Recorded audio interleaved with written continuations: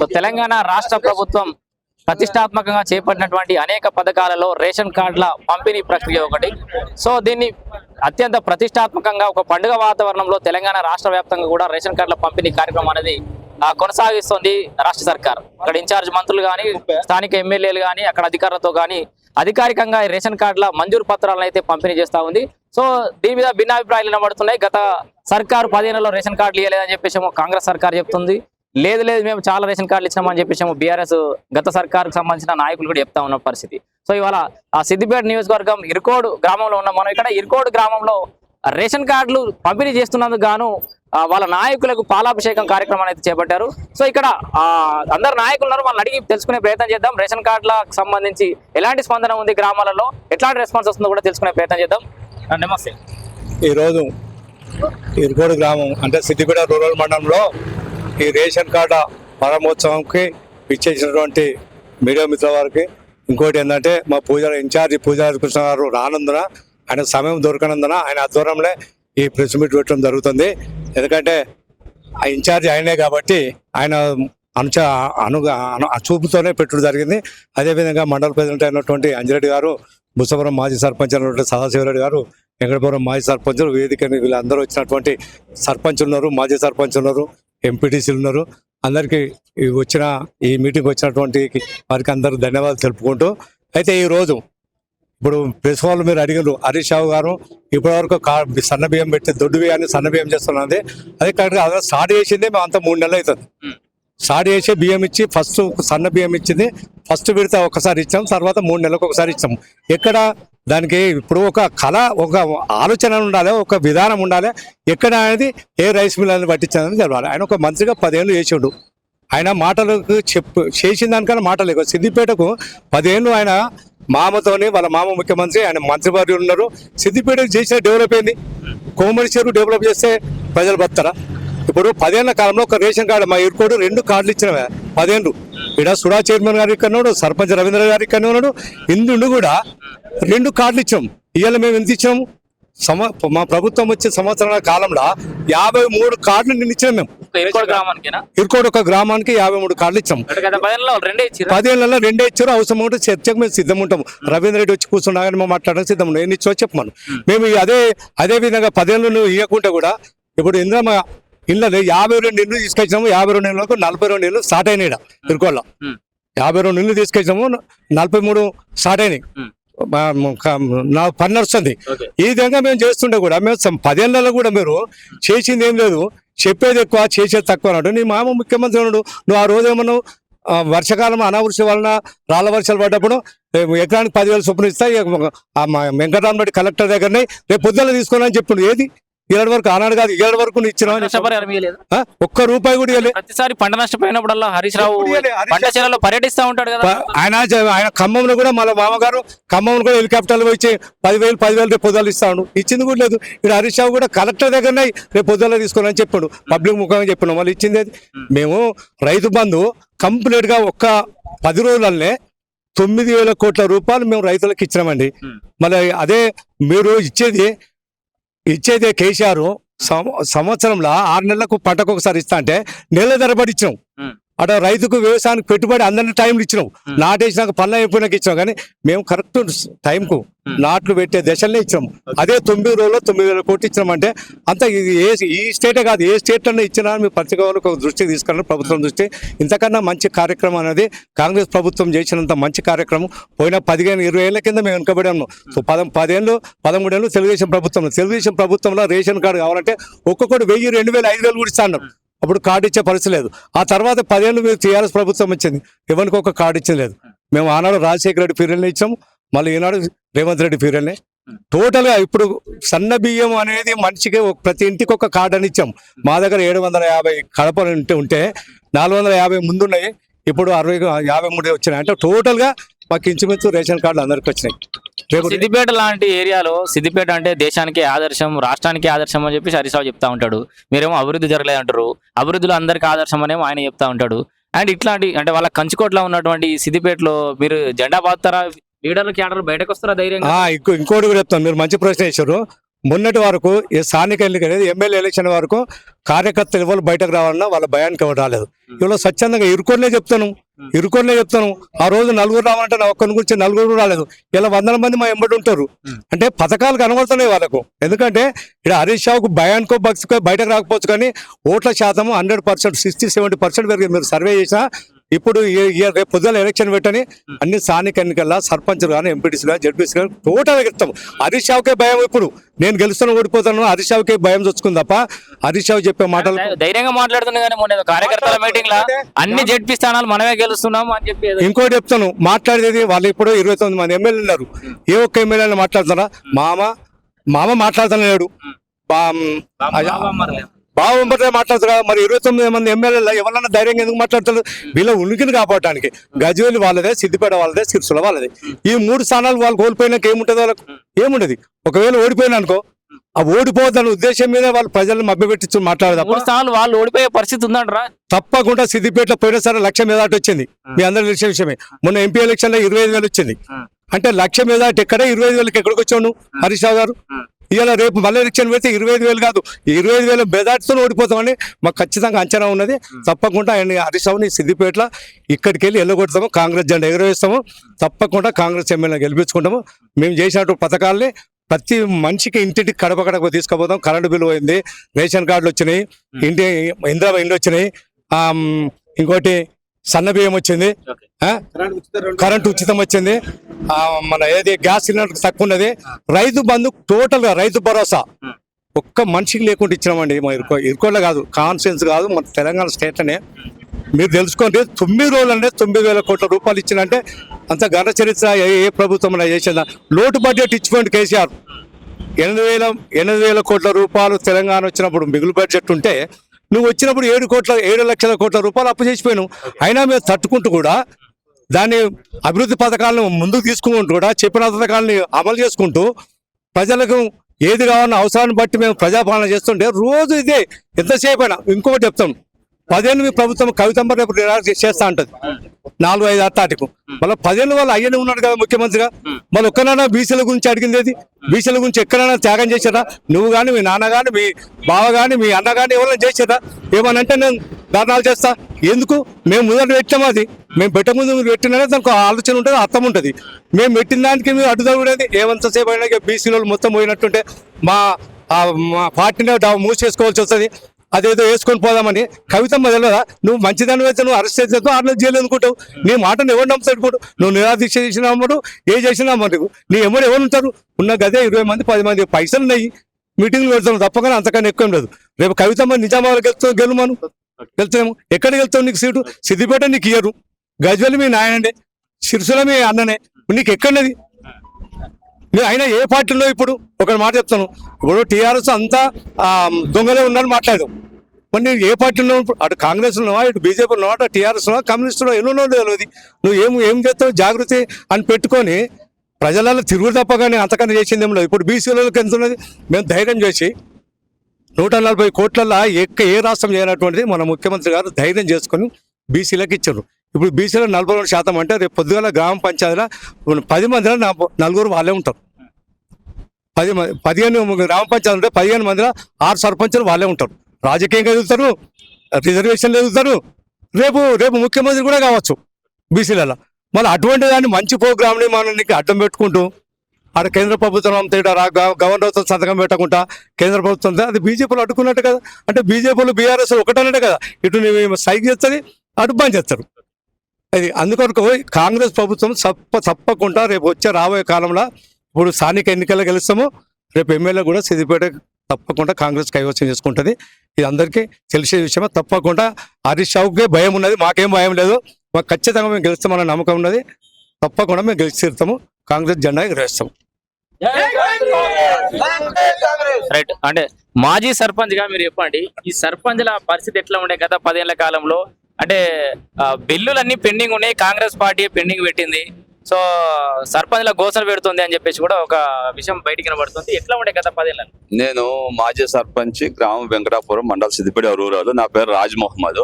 ఈ రోజున పాలాభిషేకము ration card విషయంలో గవర్నమెంట్ చేసినటువంటి మన ముఖ్యమంత్రి సీఎం గారు రేవంత్ రెడ్డి గారు చేసిన పథకాలు అన్ని అమలు చేసింది కాబట్టి ఇరుకోడు గ్రామంలో మేము అందరం కలిసి ప్రోగ్రాం పెట్టినాము మహిళలతో సహా.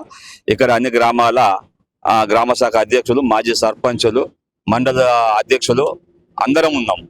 అయితే ఈ సర్పంచుల విషయం నేను 10 సంవత్సరాలు అంటే నేను ఒక 2 సంవత్సరాలు 3 సంవత్సరాలు రాజశేఖర రెడ్డి గారు ఉన్నప్పుడు నేను అక్కడి నుంచి స్టార్ట్ అయినా.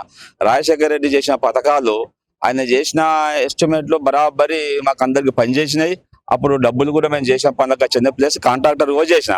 ఇక ఆ తర్వాత ఇక టీఆర్ఎస్ ప్రభుత్వం స్టార్ట్ అయింది. ఈ ఉద్యమాలతోని మాజీ సర్పంచులు ఎవ్వరు ఏమనుకున్నా కానీ నాకు తెలిసిన కాడికి ఒక్కొక్క సర్పంచ్ పరిస్థితి ఇప్పటివరకు ఏంది అనేది 10 సంవత్సరాలు టీఆర్ఎస్ గవర్నమెంట్ ఏలి మాజీ సర్పంచులు మొత్తం అప్పులపాలయ్యారు. ఎందుకంటే ఉద్యమాల గురించి తిరగడము, చెయ్యడము, చేసిన పనులకు డబ్బులు రాకపోవడము, ఇదే విషయంలో తిరిగినాం. అయితే నా ఉద్దేశం ఎందుకంటే నేను మాజీ సర్పంచ్ అయి టీఆర్ఎస్ ఈ ఉద్యమం గురించి, తెలంగాణ ఉద్యమం గురించి నేను ఒక 3 ఎకరాల గుడం అమ్ముకున్నా 2 లక్షలకే 2009లో. ఆ తర్వాత సిద్దిపేటలో ఒక 20 వందల ప్లాట్ అమ్ముకున్నా. నేను ఇంత అమ్ముకున్నా, ఇంత చేసినా నేను రోడ్డు మీకు వచ్చేసిన. కాబట్టి ఎవడు ఉద్యమ పార్టీ మీకు ఏం సహకరించలేదా? మరి ఏమి సహకరించలేదు. హరీష్ రావు ఇప్పుడు డిబేట్ పెట్టి మాట్లాడదామన్నా మాజీ మంత్రివర్యులు నేను కూర్చుని మాట్లాడుతందుకున్నా. నేను గవర్నమెంట్ కు 10 సంవత్సరాలు ఏ సాయం అయినా చేసుకుంటా, నా సాధ్యమైనంత చేసుకుంటా వచ్చిన. కానీ మాజీ సర్పంచ్లకు ఎవరికి ఏం చేశారు కానీ మాత్రం 90% ఎవరికి ఏం చేయలేదు. ఒక సర్పంచ్, ఒక లీడరు పనిచేస్తుండే గుర్తింపు మాత్రం లేకుండా పోయింది. ఇప్పటి కూడా మేము అప్పుల పాలై ఉన్నాం. ఎందుకంటే అమ్ముకుందాం కదా, ఏం చేద్దాం మరిగా, అమ్ముకోవాలి. లాస్ట్ కు ఈ వంట వార్పులు అనేది ఉద్యమంలో నా దగ్గర డబ్బు లేకుంటేది. అయితే మా గుడ్డం కాడ 50 చెట్లు ఉండే 16,000 రూపాయలకు అమ్మి ఇక లాస్ట్ ఉద్యమం రోజు ఆయన వంట వార్పులకు ఖర్చు పెట్టిన. ఖతం. ఇక నా పిల్లలకి ఏం లేకుండా చేసుకున్నా, అప్పుల పాలైనా. ఇప్పుడు ఏదో పని చేసుకొని బతకడేమో ఉన్నది. ఇక ఇప్పుడు ఎందుకు అంటే మనకు కాంగ్రెస్ అంటే మా కన్న తల్లి, ఇందిరమ్మ అంటే మా ఇంట్లో కానీ, మేము కానీ, మా వంట కానీ, జనానికి కానీ, ఎవరికైనా కానీ ప్రభుత్వం వచ్చింది, మేము చాలా ఫ్రీ అయినాం. అప్పులైనా బాధ కాదు, ప్రజలు ఫ్రీ అయ్యారు. ప్రజలకు కావాల్సిన పథకాలు వస్తున్నాయి. బస్సు కానీ, ఉచిత బస్సు కానీ, రేషన్ కార్డు కానీ, బియ్యము సన్న బియ్యము కానీ, ఇటుపోతే కరెంటు ఫ్రీ కానీ, ప్రజలకు ఎన్ని హామీలు ఇచ్చిందో సీఎం రేవంత్ రెడ్డి గారు అన్ని హామీలు పూర్తి అయినాయి. ఇప్పటికి కూడా తక్షణమే రేపు పెట్టిన స్థానిక ఎలక్షన్స్ 100కు 100% కాంగ్రెస్ పార్టీ ఖచ్చితంగా గెలుస్తుంది. బీఆర్ఎస్ పార్టీ అనే పేరే లేకుండా పోయింది. పేరు లేదు, ఏదో ఉనికి పోకుండా వాళ్ళు అనుకుంటారు కానీ మాత్రం ఏమీ లేదు, చేసింది ఏమీ లేదు. ప్రజలను మొత్తం మొన్న హరీష్ రావు మీటింగ్ పెట్టిందట, కార్యకర్తలు మీటింగ్ లో పెట్టే కార్యకర్తలు మరి ఖర్చు చెప్పారు. ఏం చేశారు సార్ మీరు? ఏమే అప్పుల పాలైన 15 లక్షలు, 20 లక్షలు, 30 లక్షలు ఇటువంటి టాక్ నడుస్తుంది. కాబట్టి బీఆర్ఎస్ పార్టీ అనేది లేదు. కాంగ్రెస్ పార్టీ చల్లగా ప్రజల కడుపులో వచ్చింది. ఇందిరమ్మ పరిపాలన అంటే బంగారు పరిపాలన, ఆ పరిపాలన ప్రకారం నడుస్తుంది. ఇందిరమ్మ పరిపాలన ఆమె కాలు పెట్టి వాళ్ళ తండ్రి నెహ్రూ గారి నుంచి, వాళ్ళ తాత మోతీలాల్ నెహ్రూ గారి నుంచి వాళ్ళు చేసిన పుణ్యము అనేది మనం వాళ్ళకి సహకరిస్తున్నాము. ప్రతి దానికి మనం ఓటేస్తున్నాము.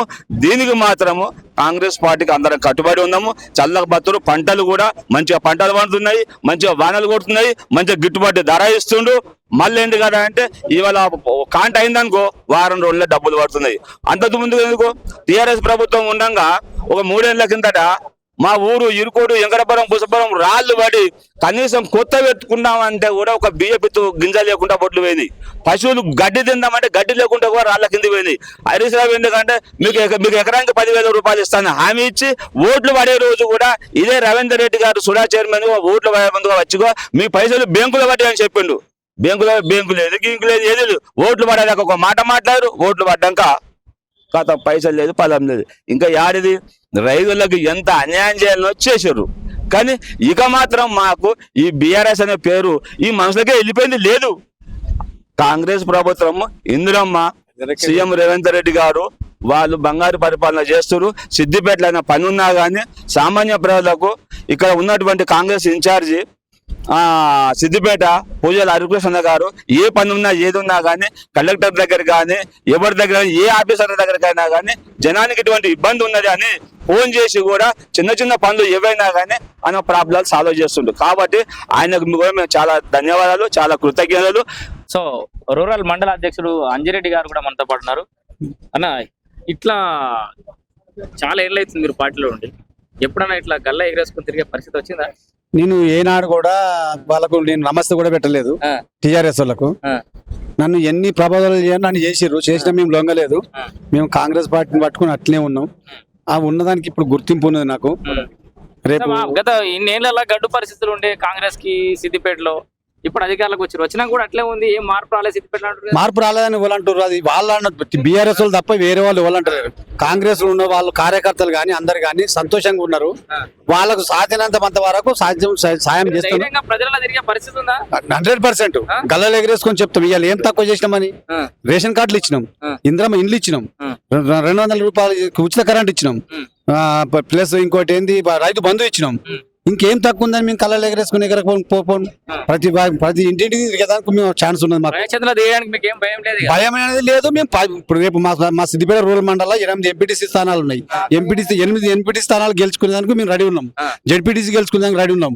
స్థానిక సంస్థల సర్పంచులు గెలుచుకునే 14 గ్రామ పంచాయతీలు ఉన్నాయి. ఇప్పుడు 14 గ్రామ పంచాయతీలలో మేము జెండా ఎగరేస్తున్నాం.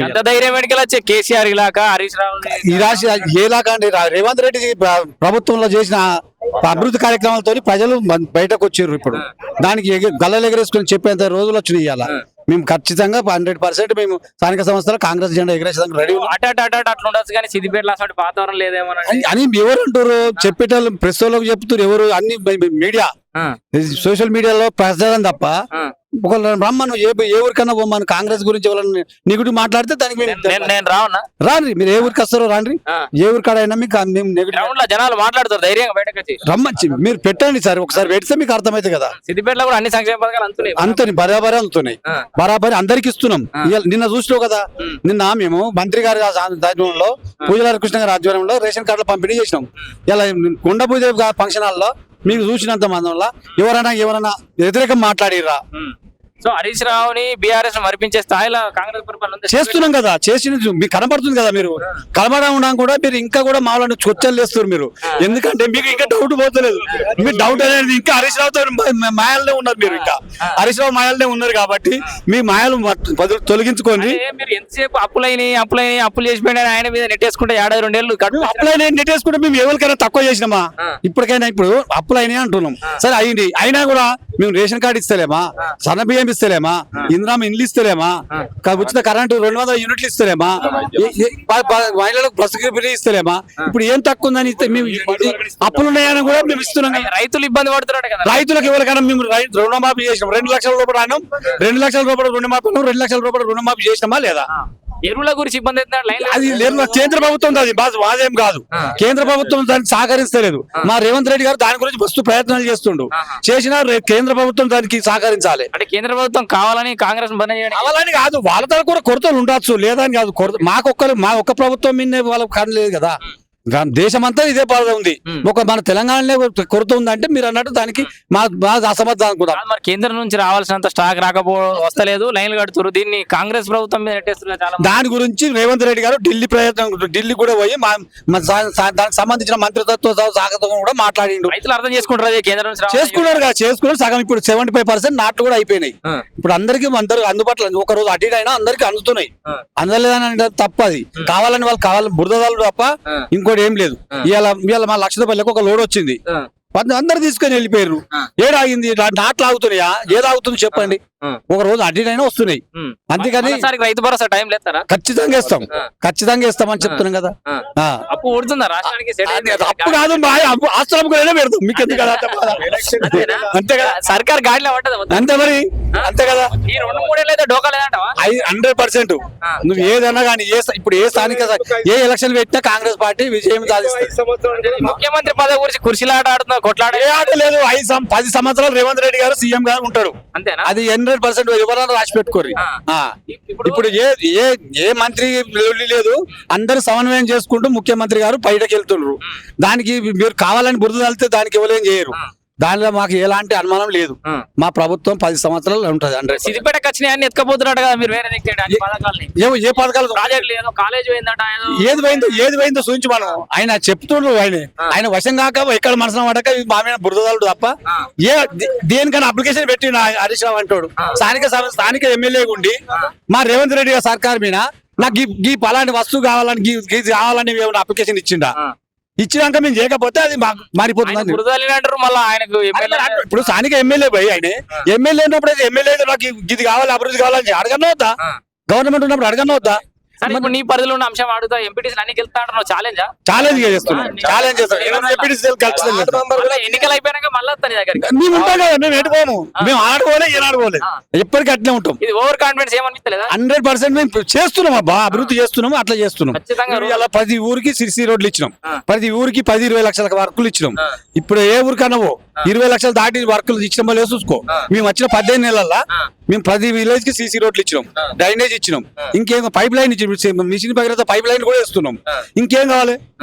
మేము బీఆర్ఎస్ బలమైన నాయకులు ఉన్నారంటారు. అందరు ఉన్నారు, లేరని వాళ్ళు అంటారు. ఉన్నారు, వాళ్ళు లేరని ఉన్నామా? వాళ్ళు ఉన్నారు, వాళ్ళ బాధ్యత వాళ్ళు చేసుకుంటారు. చేసుకొని దానికి మేము ధీటుగా పని చేస్తున్నాం కదా. మొత్తానికి కాంగ్రెస్ 100% 8 ఎంపీటీ స్థానాలు జడ్పీటీసీ గెలుచుకునే స్థాయి మాకు వచ్చింది, మేము చేస్తాం.